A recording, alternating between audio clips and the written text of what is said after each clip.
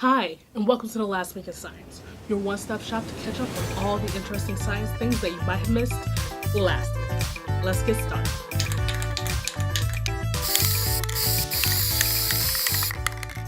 I don't know if people still do time capsules anymore, but I know that I always wanted to.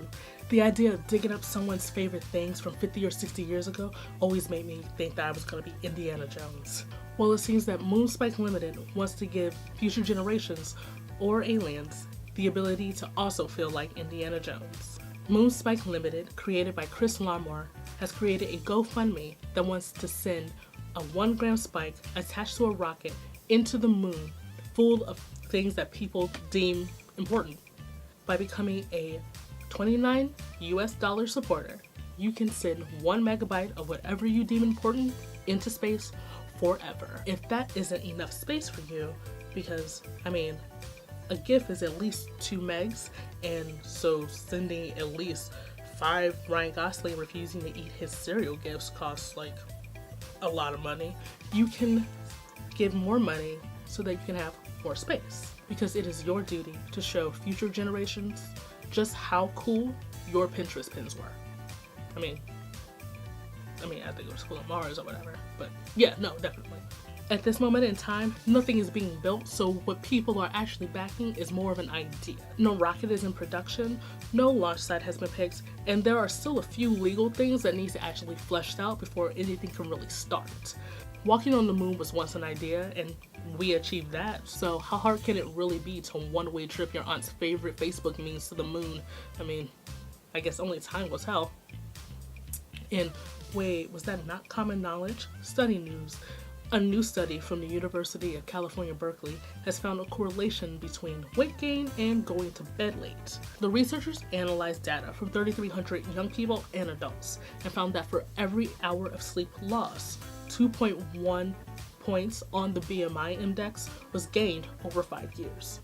So basically, every time I stayed up late and tried to finish a project in high school and then ended up going to class a few hours later only to crave like a giant Dunkin' Donuts coffee and like 8 donuts, I wasn't really helping myself on a older, healthier course. Weight loss and gain, of course, has more to do with other aspects of one's life besides sleeping, but this will hopefully help. I'm already a lost cause, but it'll of course help others. Researchers at Cornell University are designing an artificial heart out of foam that could pump a higher rate of fluid than other soft artificial hearts that are out there. The hope is that one day down the road, these can be used for heart transplants.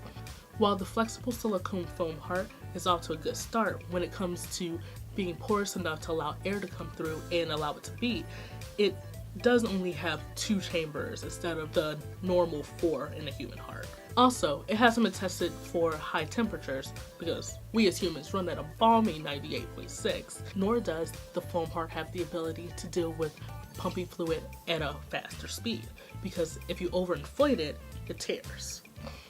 Basically, a speed walk would put this heart out of commission.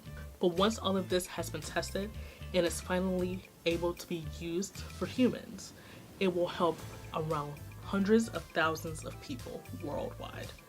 The Salish Sea, the body of water between Washington, the state, and British Columbia, Canada, is home to fish we know and love like the king of the salmon, the long snout prickleback, and the Dolly Varden. Oh, you haven't heard of some of those fish before?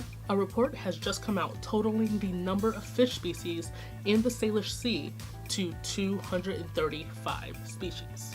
Out of those 235 species, 37 were just newly added, which tells me that the sea is a dangerous and stinky place. If we didn't know that 37 species were there in 1980, then what are we missing in 2015? Are kaiju real? Is this Pacific Rim?